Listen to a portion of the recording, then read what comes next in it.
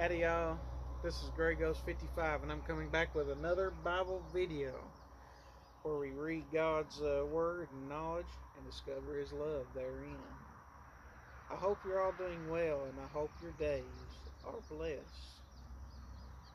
Well, without further ado, let's find out what happens in this 2nd Samuel chapter of 2nd Samuel. Say that again.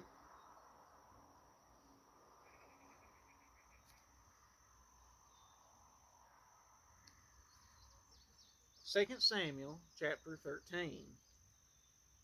And it came to pass after this that Absalom the son of David had a fair sister, whose name was Tamar. And Amnon the son of David loved her. And Amnon was so vexed, he fell sick for his sister Tamar, for she was a virgin. And Amnon thought it hard for him to do anything to her. But Amnon had a friend who was Jonadab, the son of Shemiah, David's brother. And Jonadab was a very subtle man. And he said unto him, Why art thou, being the king's son, laying from day to day? Wilt thou not tell me? And Amnon said unto him, I love Tamar, my brother Absalom's sister. And Jonadab said unto him, Lay thee down on thy bed, and make thyself sick. And when thy father cometh to see thee, say unto him, I pray thee, let my sister Tamar come and give me meat, and dress the meat in my sight, that I may see it and eat it at her hand. So Amnon lay down and made himself sick. And when the king was to come to see him, Amnon said unto the king, I pray thee, let Tamar my sister come, and make me a couple of cakes in my sight, that I may eat at her hand. Then David sent home to Tamar, saying, Go now to thy brother Amnon's house, and dress him meat. So Tamar went to her brother Amnon's house, and he was laid down, and she took flour and kneaded it,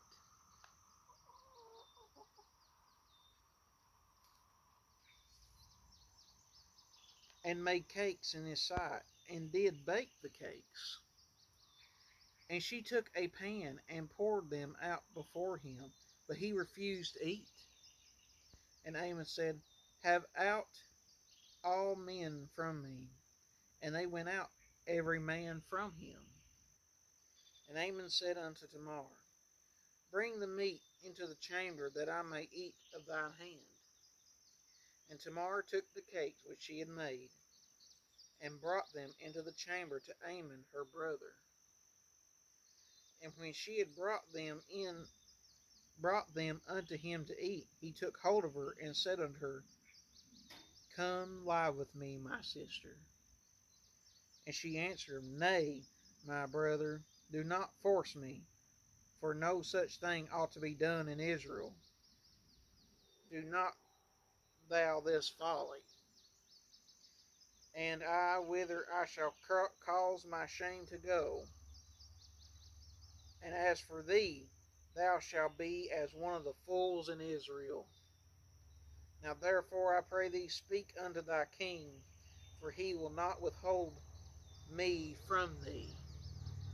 Howbeit, he would not hearken unto her voice, but being stronger than she, forced her and lay with her. And Amnon hated her exceedingly, so that the hatred wherewith he hated her was greater than the love wherewith he had loved her.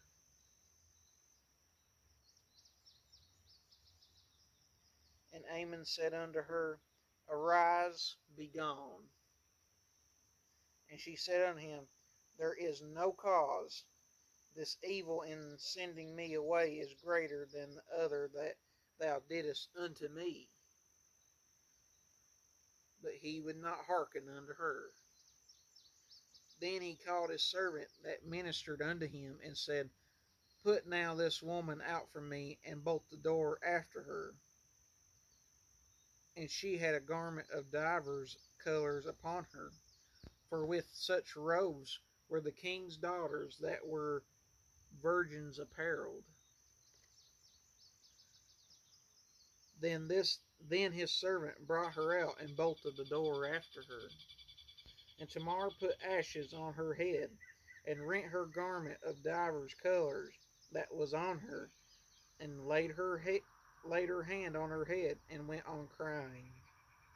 And Absalom her brother said unto her, Has Amnon thy brother been with thee? But hold now thy peace, my sister.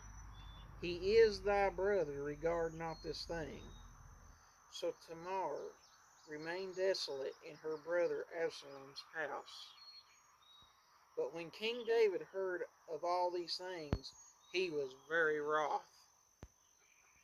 And Absalom spoke unto his brother Amnon neither good nor bad, for Absalom hated Amnon, because he had forced his sister Tamar. And it came to pass, after 2 full years,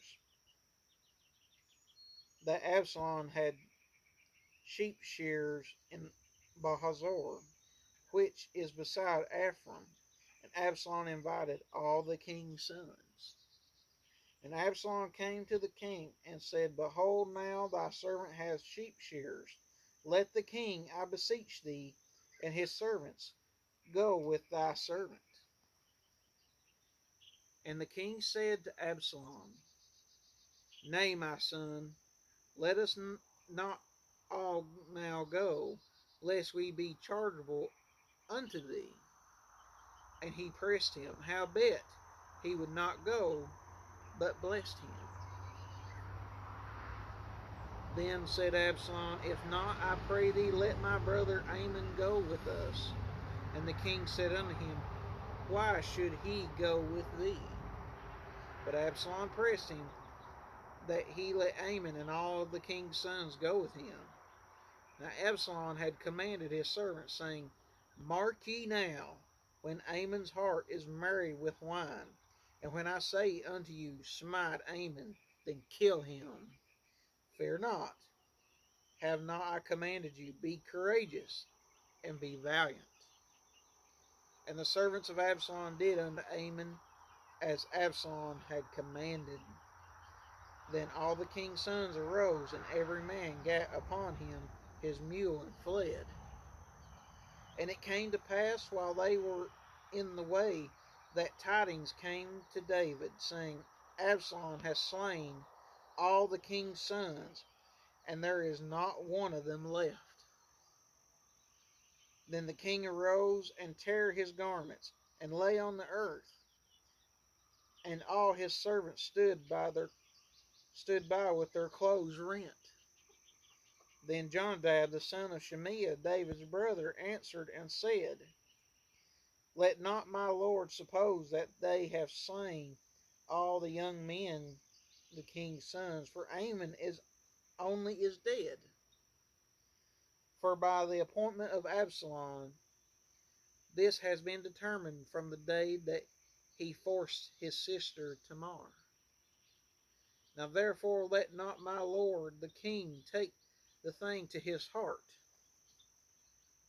to think that all the king's sons are dead, for Amnon only is dead. But Absalom fled, and the young man that kept the watch lifted up his eyes, and looked, and behold, there came much people by the way of the hillside behind him. And Jonadab said unto the king, Behold, the king's sons come, as thy servant said, so it is. And it came to pass, as soon as he had made an end of speaking, that, behold, the king's sons came, and lifted up their voice, and wept. And the king also, and all his servants, wept very sore. But Absalom fled, and went to Tamar, and the son of Amhud, king of Geshur. And David mourned for his son every day. So Absalom fled and went to Geshur, and was there 3 years.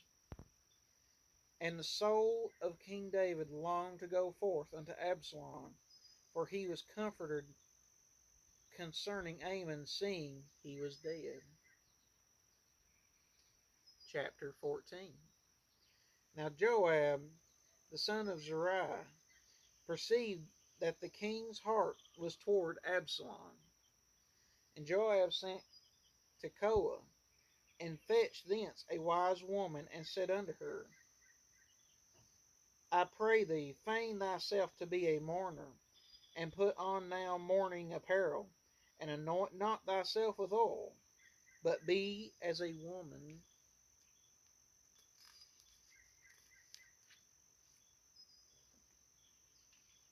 that had a long time mourned for the dead, and come to the king, and speak on this manner unto him. So Joab put the words in her mouth. And when the woman of Tekoa spoke to the king, she fell on her face to the ground, and did obeisance, and said, Help, O king. And the king said unto her, What aileth thee? And she answered, I am indeed a widow woman, and my husband is dead. And thy handmaid had 2 sons, and they two strove together in the field, and there was none to part them. But the one smote the other, and slew him. And behold, the whole family is risen against thine handmaid. And they said, Deliver him that smote his brother, that we may kill him. For the life of his brother whom he slew, and we will destroy the heir also. And so they shall quench my coal which is left, and shall not leave to my husband neither name nor remainder upon the earth. And the king said unto the woman, Go to thine house, and I will give charge concerning thee. And the woman of Tekoa said unto the king, My lord, O king, the iniquity be on me, and on my father's house, and the king and his throne be guiltless. And the king said, Whosoever saith aught unto thee, bring him to me, and he shall not touch thee any more. Then she said, I pray thee, let the king remember the Lord thy God, that wouldest not suffer the revengers of blood to destroy any more, lest they destroy my son. And he said, As the Lord liveth, there shall not one hair of thy son fall to the earth. Then the woman said, Let thine handmaid, I pray thee, speak one word unto my lord the king. And he said, Say on. And the woman said, Wherefore then hast thou thought such a thing against the people of God? For the king doeth speak this thing as one which is faulty, in that the king doeth not fetch home again his banished. For we must need die, and as water spilt on the ground cannot be gathered up again. Neither doth God respect any person, yet doth he devise means that his banished be not expelled from him.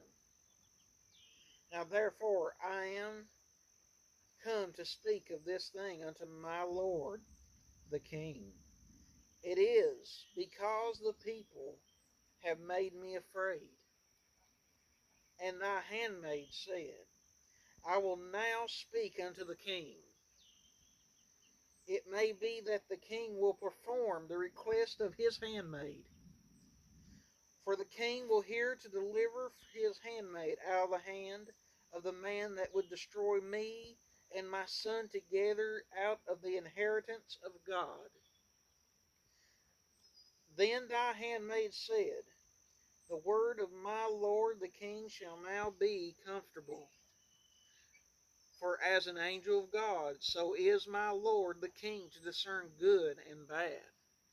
Therefore the Lord thy God will be with thee. Then the king answered and said unto the woman, Hide not from me, I pray thee, the thing that I shall ask thee. And the woman said, Let my lord the king now speak. And the king said, Is not the hand of Joab with thee in all this? And the woman answered and said, As thy soul liveth, my lord the king, none can turn to the right hand or to the left from aught that my lord the king hath spoken. For thy servant Joab had bade me, and he put all these words in my mouth of thy handmaid. To fetch about this form of speech has thy servant Joab done this thing. And my Lord is wise according to the wisdom of an angel of God, to know all things that are in the earth. And the king said unto Joab, Behold now, I have done this thing. Go therefore, bring the young man Absalom again. And Joab fell to the ground on his face and bowed himself and thanked the king. And Joab said, Today thy servant knoweth that I have found grace in thy sight, my lord, O king, in that the king has fulfilled the request of his servant. So Joab arose and went to Geshur, and brought Absalom to Jerusalem. And the king said, Let him turn to his own house, and let him not see my face. So Absalom returned to his own house, and saw not the king's face. But in all Israel there was none to be so much praised as Absalom for his beauty. From the sole of his foot even to the crown of his head there was no blemish in him. And when he polled his head, for it was every year's end that he polled it, because the hair was heavy on him, therefore he polled it. He weighed the hair on his head at 200 shekels after the king's weight. And unto Absalom there were born 3 sons and 1 daughter, whose name was Tamar. She was a woman of fair countenance. So Absalom dwelt 2 full years in Jerusalem, and saw not the king's face. Therefore Absalom sent for Joab, to have sent him to the king, but he would not come to him. And when he sent again the second time, he would not come. Therefore he said unto his servants, See, Joab's field is near mine, and he has barley there. Go and set it on fire. And Absalom's servants set the field on fire. Then Joab arose and came to Absalom unto his house, and said unto him, Wherefore have thy servants set my field on fire? And Absalom answered Joab, Behold, I sent unto thee, saying, Come hither, that I may send thee to the king, to say, Wherefore I am come.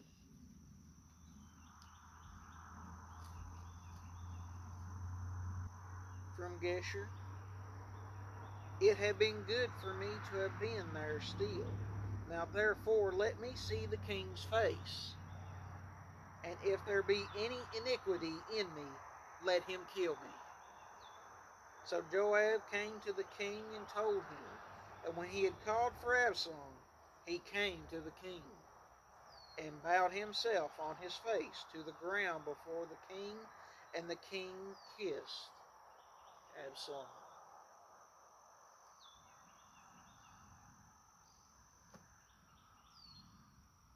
And that, my friends, concludes this section of 2 Samuel.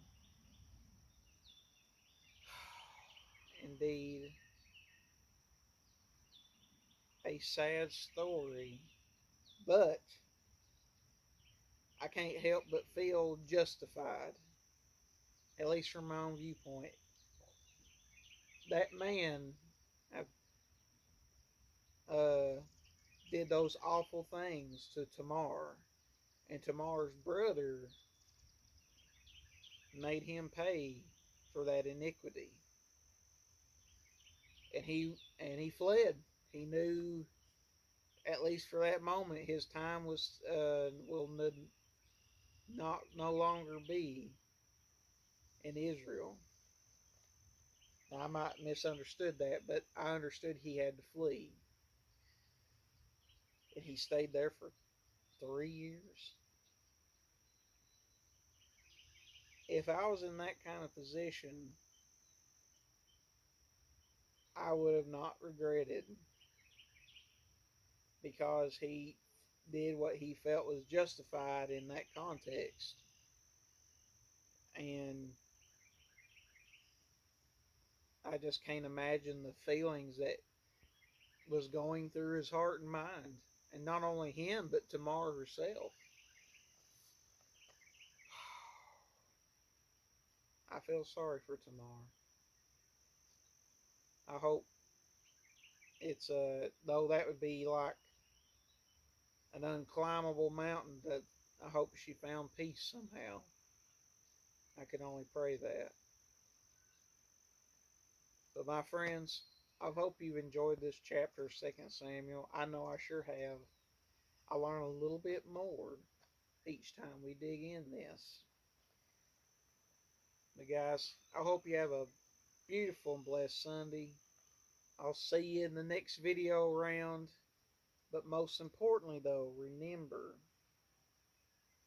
all glory goes to God. Until next time, this is Grey Ghost 55.